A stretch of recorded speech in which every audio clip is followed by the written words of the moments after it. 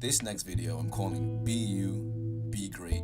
And hopefully, after it, you're able to realize why I put the Helping Hands video together, and, well, videos together, I should say, and just how much faith you should have in yourself, because you're capable of doing absolutely anything you want in this life, and we all are capable of doing absolutely anything we want all at the same time. All right, life doesn't have a set amount of success that it divvies out to people, where if you're too late to come to the party you don't get any success. There's an infinite amount of success out there in the world. There's an infinite amount of potential out within every single one of us. So inside all of us is an unlimited potential. And the Be You, Be Great video is just supposed to kind of share with you what my philosophy is. And it definitely comes from a journey I think a lot of us go through, probably more privately than others. But I think at some point as we grow up, we all ask ourselves the question, why am I here? It may be phrased differently in your mind, but you search for something that makes you happy. Even if you're going to get a job, you think, what's going to make me happy? All right? So whatever that thing is for you, whatever that fulfillment is for you, that self-actualization is, I want you to understand that there are no limits. You are allowed to be you, and you're allowed to be great. All right? And so asking myself that very same question, I always struggled with it, and I haven't always been the best person I possibly could be. But I think as age has come along, a lot of maturity has also come along, and a lot of luck has come along. All right, time brings luck, and through YouTube, actually, I was able to stumble on a philosopher, probably my favorite philosopher. Well, I don't know. I consider Einstein my favorite philosopher. A lot of people consider him more a scientist, but I just like Einstein as my philosopher. But Alan Watts is up there for me, and he gave an example that helped me finally put all the pieces together in my mind. That just, for me, it clicked. I didn't care anymore. I was just going to live life, do my very best every single moment, and just expect that eventually things were just going to happen the way they're supposed to happen. And I believe the way they're supposed to happen is the way I intend for them to happen. And I believe that every single person in the world has that choice. You're allowed to be you and be great.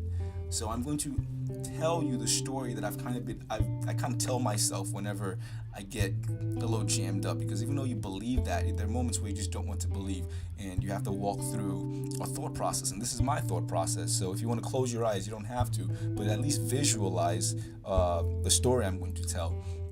So if you want to close your eyes and just visualize, we'll start from bottom to top, just to make the journey towards the I, which is the limitless capacity of who you are.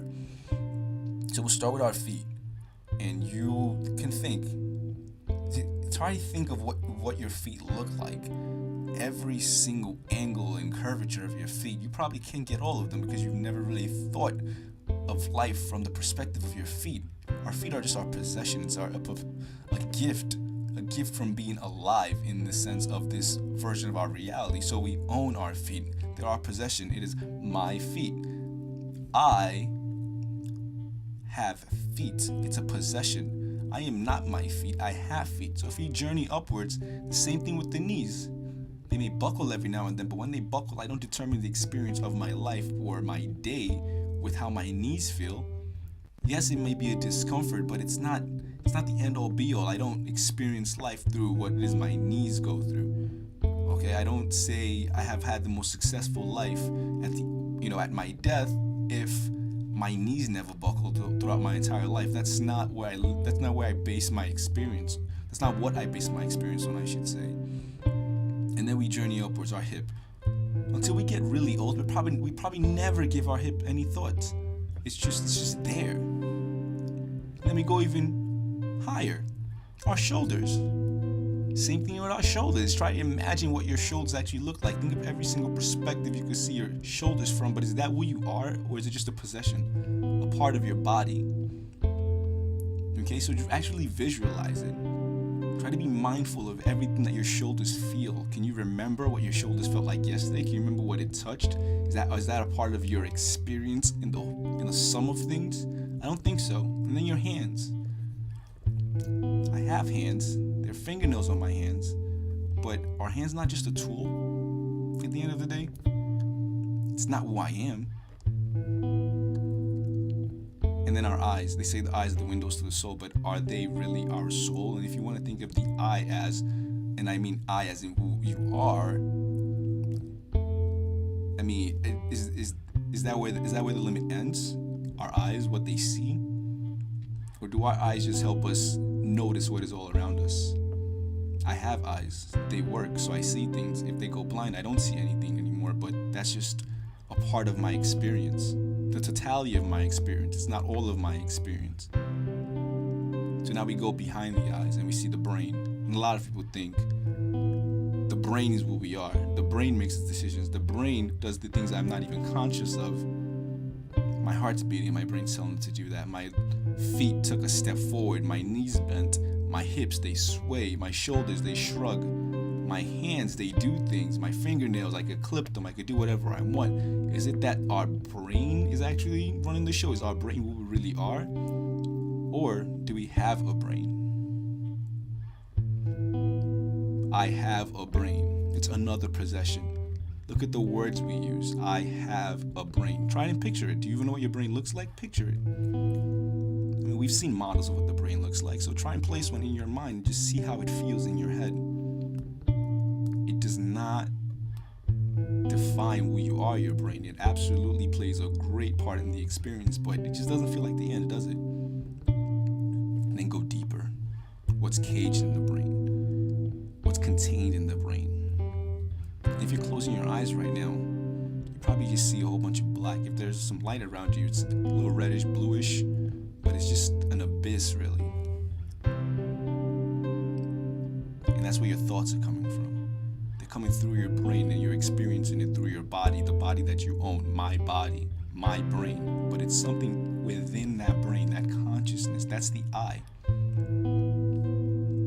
But what I believe is that I is everything that's outside of our body. And I believe that our body is just a limitation. It's a container. And the reason I say this is because we know for a fact that the eyes, as amazing as they are, and as for everything that they can see, they're limited. There's a spectrum of light that we cannot see. I can't see microwaves. They tell me that a bunch of stuff's making the ozone layer go all bad, but I can't see what those things are. So our eyes are limited. Our tongue, it evolved because we used to be hunter-gatherers and we weren't very efficient in making food. So we had to be sensitive to sugars and fat. Just knowing that my tongue is more sensitive towards other tastes lets me know that there's some things that I don't even taste. We can't taste it, so our tongue's limited. The things we feel, they feel limited. I can't feel everything. If you come and you actually touch me, I feel it. You have to actually be right there, but that can't be the end of it. And there's some people that don't even feel anything when you touch them. They don't even feel pain. They have a different set of limitations. So I say that to emphasize that our bodies and our brain is just the limit. This universe that we live in is contained in that abyss, that darkness inside your brain, that consciousness, the one that's deciding moment to moment what you're going to do, how you feel. That's trapped in a bunch of limits, the limits of your brain, the limits of your flesh, the limits of your sight, the limits of your taste, all five senses, the limits of all five senses.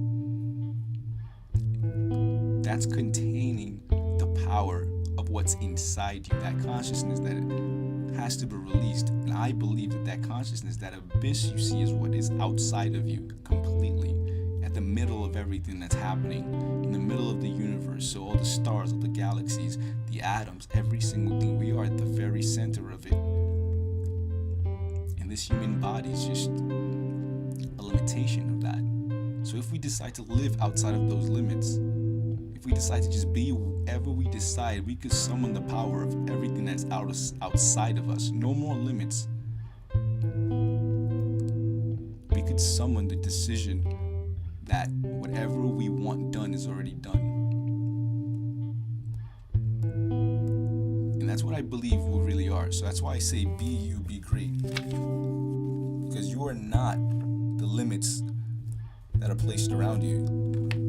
You are what's caged within those limits. But guess what? You decide when those limits end. You decide how far you're allowed to take your imagination.